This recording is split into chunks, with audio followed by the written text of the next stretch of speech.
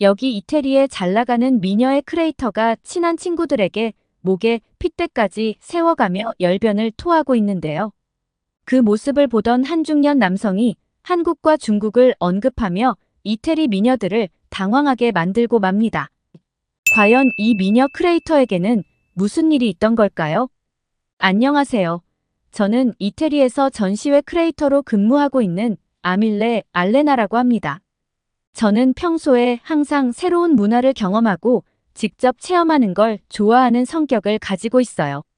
그래서 어떤 기회라도 우연하게 제 시선을 사로잡는 뭔가를 보게 되면 그걸 직접 보고 체험해보고 싶어서 혼자서 해외를 자주 다니는 편인데, 해외여행을 하면서도 단지 보기만 하고 추억 쌓는 정도로만 끝내는 게 아니라 여행 간 다른 나라의 생활 문화와 다른 언어들, 그리고 다른 생각을 가진 해당 국가 사람들을 만나 대화도 하고 교류하는 걸 즐기는 활동적인 성격을 가지고 있어요.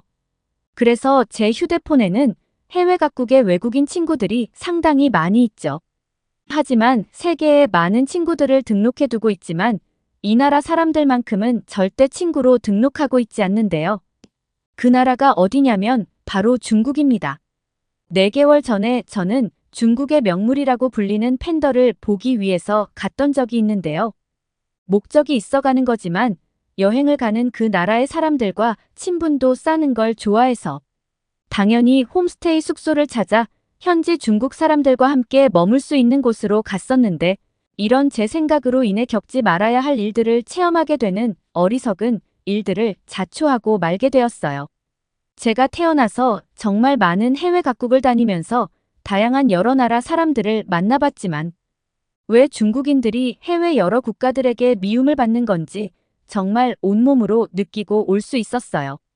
여행을 마치고 이태리로 돌아와서도 정말 생지옥 같았던 중국에서의 믿지 못할 경험을 친구들에게 열변을 토하며 절대 중국은 가지 말라고 이야기했더니, 제 친구가 그 말을 듣고 있더니 이런 건 우리끼리 알고 있을 게 아니라 많은 사람들이 보고 깨우칠 수 있게 사연으로 써보자면서 연필을 가져다 주더라고요.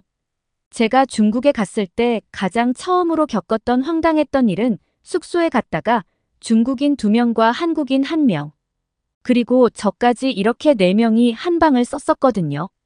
10평이 채 안 되는 작은 방이었는데 방 안에는 2층 침대가 2개 있었어요. 하지만 저는 높은 곳에서 자면 붕 뜬 느낌이 들어서 저는 낮은 곳에서 잠을 자는 걸 좋아하거든요.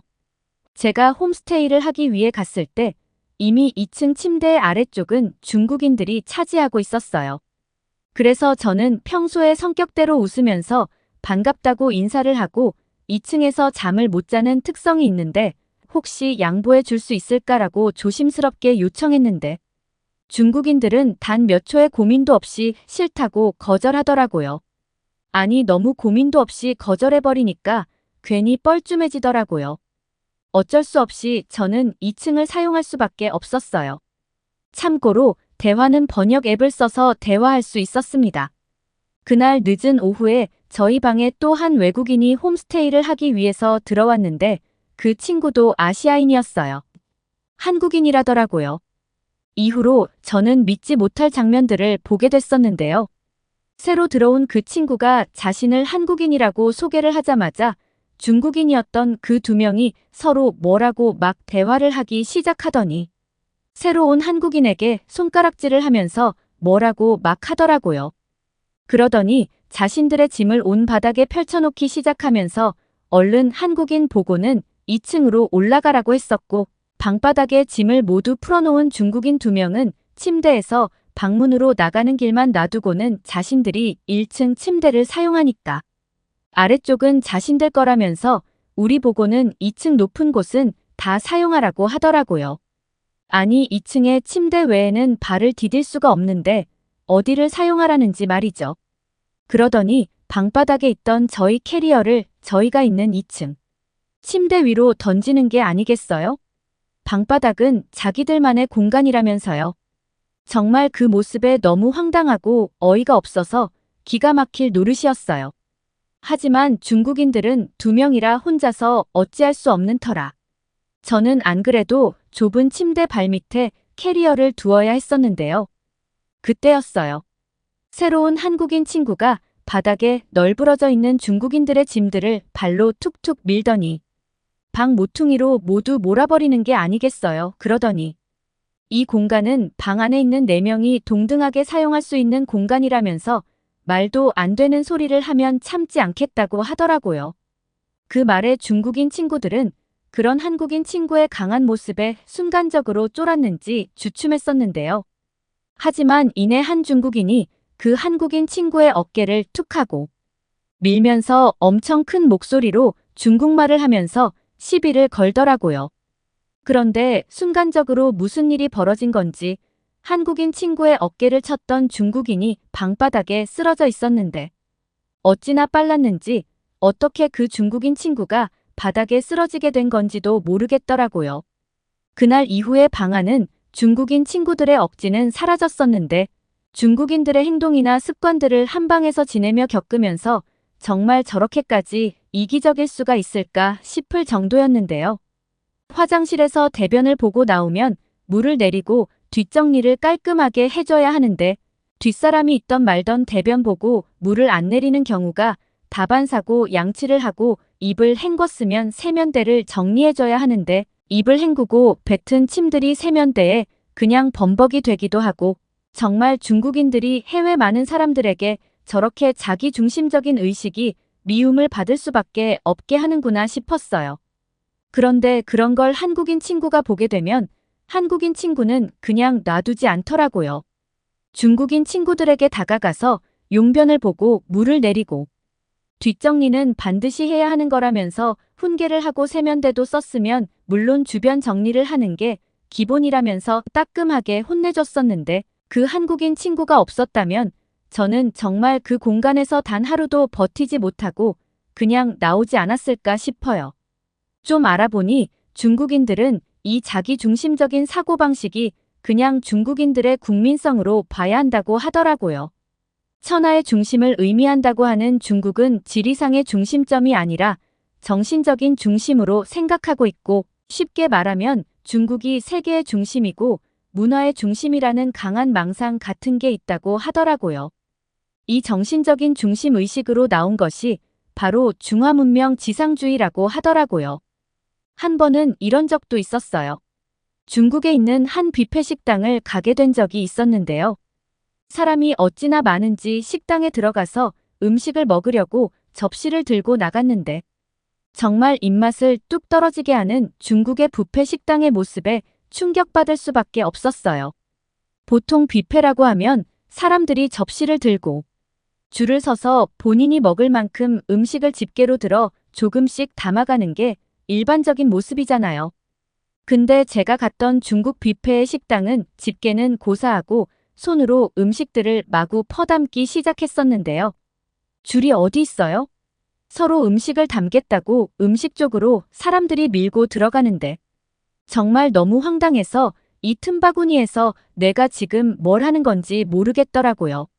그런데 제 뒤에 있던 한 중국인이 나 때문에 음식을 못 담고 있지 않냐면서 비키라고 소리를 치는 게 아니겠어요? 제 얼굴. 옆으로는 중국인들이 음식을 쟁취하겠다고 뻗은 손들이 수없이 왔다 갔다 하고 있었고 정말 아비규환이 따로 없었습니다.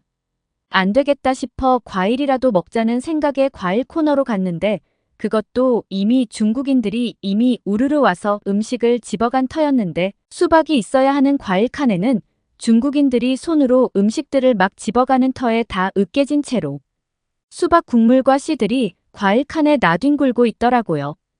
결국 저는 아무것도 먹지 못했고 너무 화가 나서 카운터에 가서 상황을 설명하고 환불을 요구했는데요. 카운터 직원은 그런 저의 말에 무슨 말도 안 되는 소리를 하냐면서 당장 꺼지라고 하더라고요. 그러더니 다른 직원들에게 큰 소리로 절 손가락질하면서 뭐라고 막 하는데 한둘 카운터 쪽으로 직원들이 다가오니까 순간적으로 무서워서 그냥 도망치듯 뷔페를 빠져나왔었어요. 숙소에 돌아가서 한국인 친구에게 이런 이야기를 했었는데요.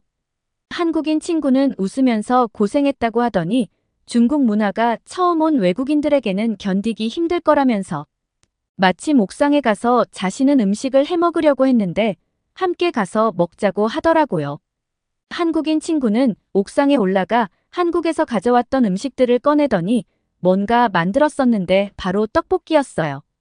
떡볶이와 오뎅국, 그리고 한국에서 가져왔다는 김치를 잘게 썰더니 밥을 그대로 볶아 만들었던 김치볶음밥까지. 한국인 친구와 함께 옥상에서 그 음식들을 먹는데 진짜 너무 맛있어서 놀랄 정도였죠. 제가 한국인 친구에게 어떻게 중국에 오게 된 거냐고 물었는데 중국에서 사업을 해보기 위해서 시장 조사 중이라고 하더라고요. 제가 아니 이렇게 자기중심적이고 정돈되지 않은 이런 나라에서 무슨 사업을 하려고 하는 거냐고 물었더니 한국인 친구는 자신도 중국인들의 자기중심적인 태도와 책임을 전가하는 습성을 가진 중국인들이 정말 싫기는 하지만 13억 명이라는 엄청난 인구 탓에 그런 중국인들을 대상으로 어떤 것이든 장사를 할 수 있는 여건을 만들어 수출할 수 있게 된다면 분명 자신의 삶에도 도움이 될 거고 나아가 국가에게도 중국인들 주머니에서 돈을 내게 하는 일이니 도움이 될 거라는 정말 멋진 비전에 대해서 설명해 주었었습니다. 한국인 친구 말대로 중국은 자기중심적인 것 외에도 책임을 전가하는 것에도 일가견이 있었는데요. 나쁜 건 전부 남이고 반대로 성과가 있는 건 모두 자기 때문이라고 생각하는 책임. 전가와 독선 의식이 중화 사상의 뼈대라고 불러도 틀리지 않았어요. 하루는 중국에 있는 팬더를 보기 위해서 동물원에 갔었는데 그곳에서 우연히 저희 나라 이태리 사람을 만날 수 있었습니다. 그분은 각국의 역사를 조사해 기록하는 블로거 분이셨었어요. 중국은 팬더라는 동물을 이용해서 외교를 펼치고 있는데 그 실체를 보기 위해서 이태리에서 왔다더라고요. 그러면서 중국은 판다를 늘리기 위해서 번식에 엄청 애쓰고 있는데 갓 태어난 판다를 사람처럼 인큐베이터에서 키운다더라고요. 지난 20세기 때 장제스의 국민당 정권이 미국의 판다를 선물한 걸 계기로 다른 나라와 우위를 다지기 위해서 판다를 각국으로 보내서 활용했다고 했었고 북한이란 나라에도 정말 많은 판다들을 보내서 북한을 사로잡았다고 했어요. 심지어 지난 카타르 월드컵 때도 중국은 형편없는 축구 실력으로 본선에도 들지 못하고 조기 탈락했는데 그럼에도 카타르의 판다 전시관을 최초로 만들어서 홍보를 하기도 했었다고 했는데요. 이런 판다 외교는 지금도 논란이 많고 이제는 외교를 넘어 판다 대여 사업까지 한다고 했었어요. 그렇다 보니 판다라는 희귀종 동물을 이용해 거액의 돈이 오고 가니까 결국 동물로 장사 속이 아니냐는 시선도 많다더라고요.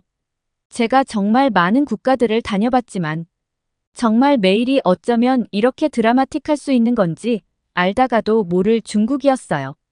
관광을 마치고 숙소로 갔을 때 한국인 친구는 짐을 싸고 있었는데요. 그 모습에 어디 가는 거냐고 물었더니 자신은 이제 한국으로 돌아가야 한다면서 오늘 밤 비행기로 떠난다고 하더라고요. 한국인 친구의 그 말에 심장이 철렁 내려앉더니 나도 여길 떠나야 하는 게 아닐까 하는 불안감이 스물스물 들었어요. 왜냐하면 한국인 친구가 짐을 싸고 있는 모습에 함께 있던 중국인 친구가 쳐다보면서 알 수 없는 미소를 지으며 절 보고 웃고 있었거든요. 그 모습이 어찌나 소름이 끼치던지 저는 그렇게 짐을 싸고 있는 한국인 친구의 손을 붙잡고 나도 한국에 같이 가면 안 되겠냐고 했었는데요. 한국인 친구는 제 얼굴을 보더니 제가 무슨 마음 때문에 자신에게 이런 제안을 하는지 알겠는지 웃으면서 그러자고 하더라고요. 너무 기뻐서 저는 중국인 친구를 한번 슬쩍 보고 한국으로 가기 위해서 짐을 챙겼습니다. 중국에 지내면서 함께 한방을 지냈던 한국인 친구에게 저도 모르게 많은 의지를 하고 있었던 것 같아요. 사실 한국인 친구 덕에 든든했었죠. 그렇게 짐을 챙기면서 한국으로 가는 비행기 안에서 음악을 들으려고 캐리어에 있던 블루투스 이어폰을 찾았는데 웬일인지 이어폰이 보이지 않는 거예요. 분명 캐리어에서 꺼낸 적이 없는데 아무리 찾아도 보이지 않아서 한국인 친구에게 혹시 내 에어팟을 본 적 있냐고 물어봤었는데요. 한국인 친구는 자신은 남의 것에 관심이 없기도 하고 그래서 에어팟을 본 적이 없다고 말하더라고요. 중국인 친구를 슬쩍 보니까 자신도 본 적 없다는 액션을 취하고 있었고요.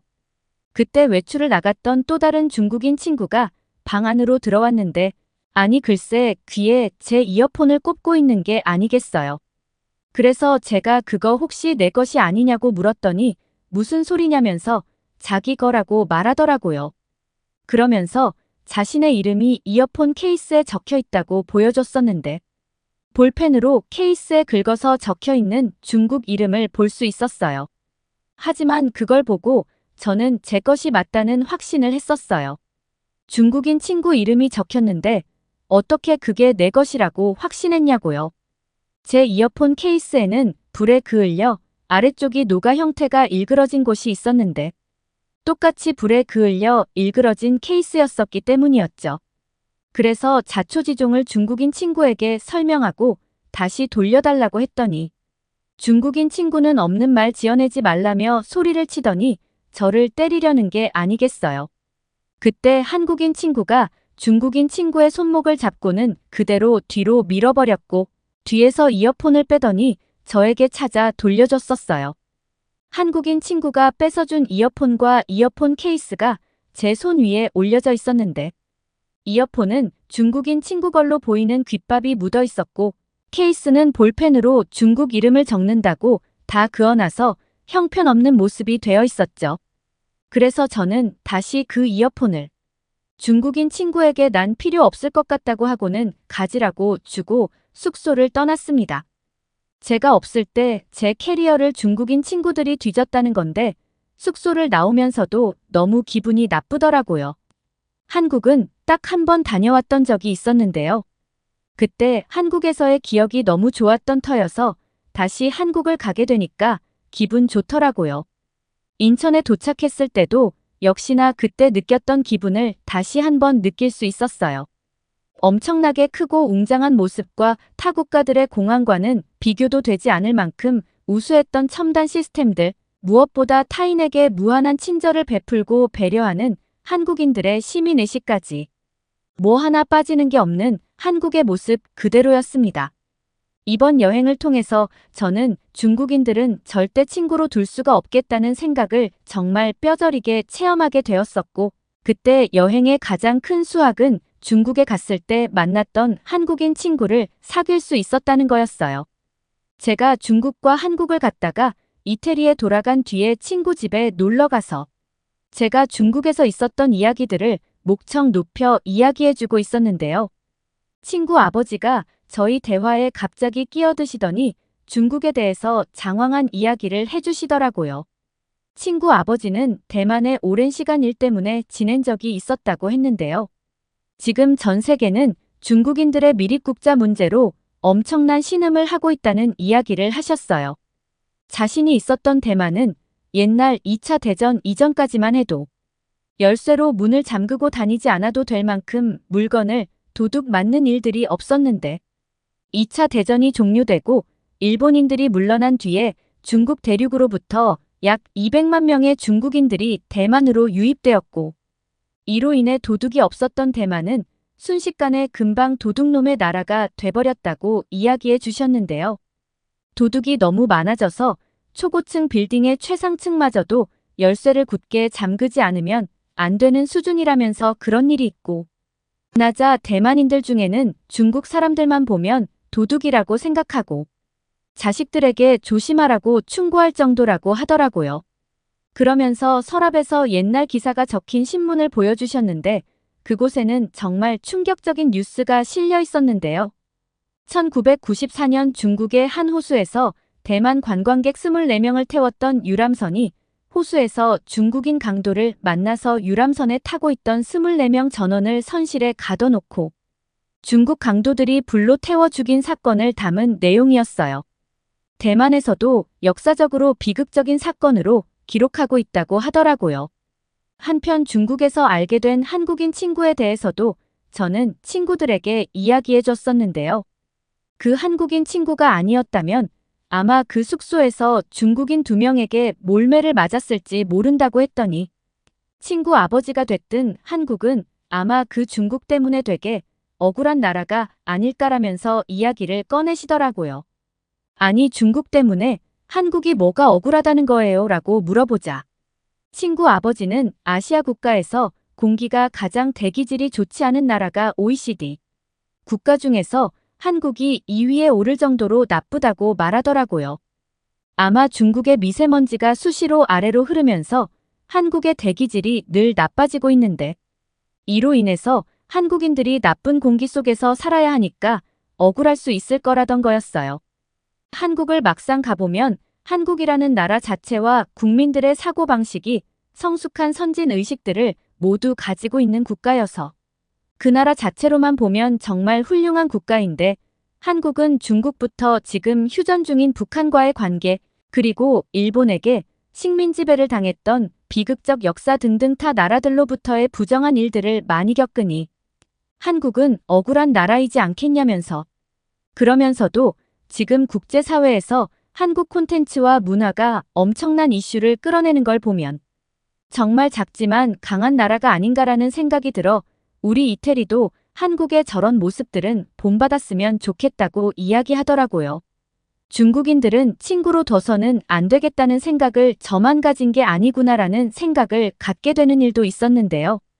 원래 해외 각국을 여행 다니는 걸 좋아하다 보니까 관련한 내용들을 많이 찾아보는 편인데 며칠 전에 이런 뉴스를 보게 되었기 때문인데요. 중국이 제로 코로나에서 벗어나 중국을 여행 오라며 각종 광고와 홍보를 만들어 배포하면서 국경을 열었는데 관광객 수는 코로나 팬데믹 이전에 30% 수준도 안 되고 있다는 뉴스였는데요. 세계 각국의 전문가들은 지정학적 갈등 속에서 세계 국제사회에서 중국의 이미지가 나빠지고 국가 대 국가의 비즈니스 신뢰도도 떨어져 있는 상태이기 때문이라는 이유와 또 더 황당한 중국의 정책 때문인데 간첩 행위의 범위를 모호하게 정의했던 중국의 방첩법이 시행되면서 중국을 찾았던 여행객들이 중국의 자의적법 집행으로 출국 금지를 당하거나 부당한 구금을 당하는 경우가 발생하고 있기 때문이라고 했었어요. 중국을 여행 오라고 문을 열었지만 국제사회는 그런 중국을 향해 안 간다며 다들 소리 높이고 있는 상태라고 하더라고요. 저는 다음 달에 제 큐레이터 친구 2명과 함께 한국으로 여행을 떠나기로 계획되어 있는데요. 그때 중국에서 만났던 친구가 커피 전문점을 오픈했는데 구호는 겸해서 여행을 오라고 했었거든요. 당연히 한국에서의 좋은 기억이 많아서 알겠다고 하고 여행을 계획하고 있었는데 한국을 한 번도 가보지 않았던 제 친구들이 자신들도 함께 가자고 하길래 한국이라면 제 친구들에게도 좋은 경험을 할 수 있게 해줄 수 있지 않을까 해서 알겠다고 하고 저희 3명은 다음 달 한국으로 여행을 떠납니다. 한국에 여행하고 돌아와 사연을 적어 보낼게요. 제 친구들이 한국의 엄청난 선진 문화를 접하고 놀랄 걸 생각하니 제 스스로도 너무 궁금하고 재미있을 것 같아서 말이죠. 오늘은 이태리의 미녀 큐레이터 아밀레 알레나 씨의 중국을 갔다 경험한 솔직 담백한 이야기를 담은 사연이었습니다.